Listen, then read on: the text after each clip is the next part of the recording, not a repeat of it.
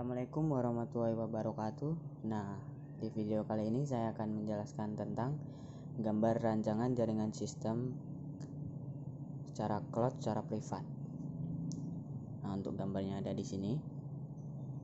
Langsung saja. Dari gambar tersebut dikategorikan menjadi 3 jenis utama, yaitu public cloud, private cloud, dan hybrid cloud.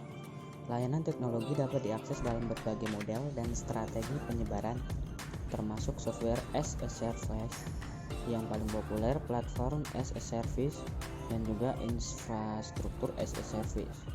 Arsitektur infrastruktur yang mendasari dapat mengambil berbagai bentuk dan fitur, termasuk model virtual yang ditentukan perangkat lunak dan hyper-converged, antara lain yang pertama ada public cloud. Public cloud adalah layanan cloud computing yang dapat langsung digunakan oleh user. User hanya perlu mendaftar dan bisa langsung menggunakan layanan yang disediakan oleh penyedia cloud. Penyedia cloud yang akan bertanggung jawab dalam mengelola layanan dan menjamin layanan dapat digunakan dengan baik. Sedangkan user cukup menggunakan layanan dan membayar sesuai dengan pemakaian.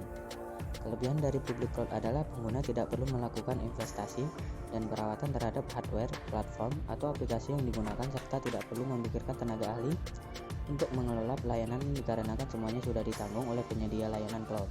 Bahkan suatu perusahaan atau organisasi dapat memerlukan proses waktu yang lama untuk menggunakan layanan public cloud. Kekurangannya adalah beberapa perusahaan merasa keamanan pada public cloud tidak sebaik private cloud. Namun untuk keamanan bergantung pada masing-masing penyedia layanan cloud dalam memberikan layanannya. Public cloud cocok untuk digunakan perorangan atau startup. Kelebihan dari public cloud antara lain biaya yang murah, dikarenakan public cloud menggunakan metode share dengan resource yang sama dengan jumlah customer yang besar, maka otomatis biaya operasionalnya menjadi murah. Yang kedua ada reliability, menggunakan sejumlah besar sumber daya dari lokasi yang berbeda. Jika salah satu sumber gagal, public cloud bisa menggunakan sumber yang lain. Yang ketiga ada flexibility, dapat berintegrasi dengan public cloud lainnya. Yang keempat dapat diakses di mana saja. Layanan public cloud dikirim melalui internet, memastikan di mana saja kita bisa mengakses public cloud tersebut. Yang kelima ada utility style costing, didasarkan pada model dan sumber bayar per penggunaan yang dapat diakses kapanpun pelanggan membutuhkannya. Dan kemudian ada high scalability, tersedia berdasarkan permintaan dari kumpulan resource, dapat di-upgrade atau downgrade sesuai kebutuhan. Untuk kekurangan dari public cloud antara lain, yang pertama adalah keamanan rendah. Dalam model awan publik, data di host di luar lokasi dan sumber daya dibagi secara publik. Oleh karena itu tidak menjamin tingkat keamanan yang lebih tinggi. Yang kedua, kurang dapat kostumisasi. Ini relatif kurang dapat disesuaikan daripada private cloud. Nah, selanjutnya ada private cloud. Salah satu layanan enterprise cloud, private cloud disediakan untuk memenuhi kebutuhan internal dari suatu perusahaan atau organisasi. Suatu perusahaan atau organisasi perlu menyiapkan infrastruktur sendiri dan sebagai penyedia layanan cloud yang akan bertanggung jawab untuk agar layanan cloud yang telah ditentukan perusahaan atau organisasi, baik infrastruktur, platform maupun aplikasi yang ada, dapat berjalan dengan baik.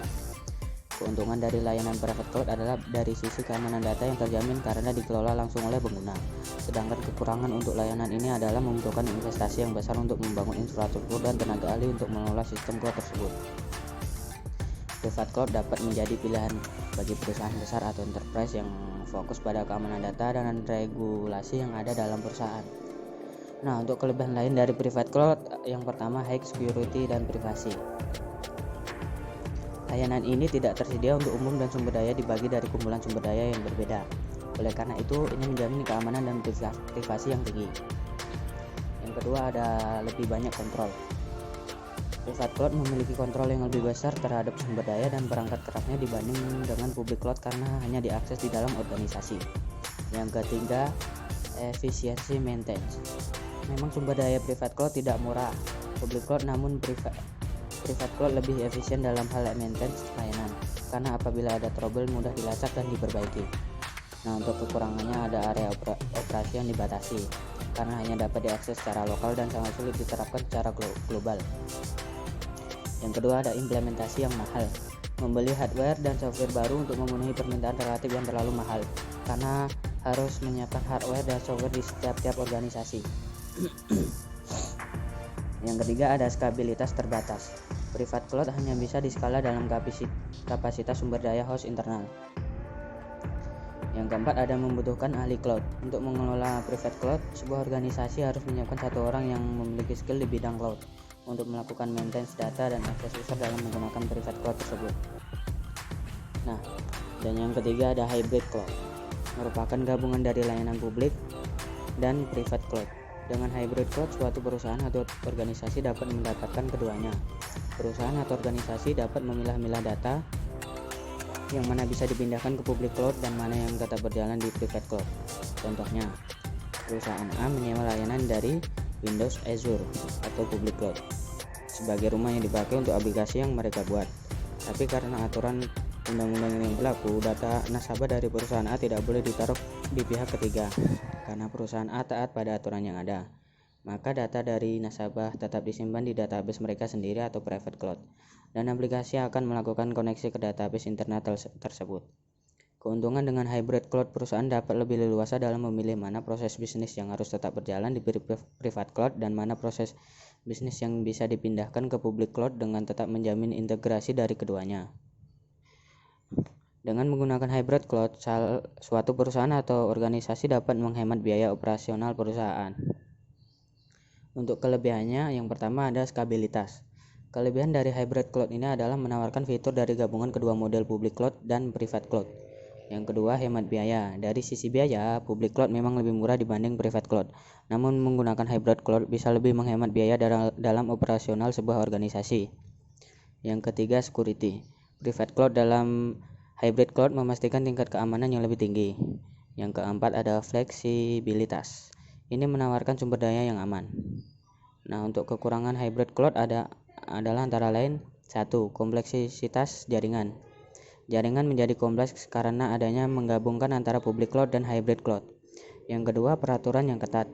Peraturan di dalam hybrid cloud bisa dibilang sangat ketat karena hybrid cloud harus memastikan bahwa layanan cloud sesuai dengan kebijakan sebuah organisasi atau perusahaan. Yang ketiga, ketergantungan infrastruktur. Model hybrid cloud bergantung pada infrastruktur IT internal. Oleh karena itu, perlu dilakukan redundansi di seluruh pusat data. Nah, sekian dari video saya. Terima kasih. Wassalamualaikum warahmatullahi wabarakatuh.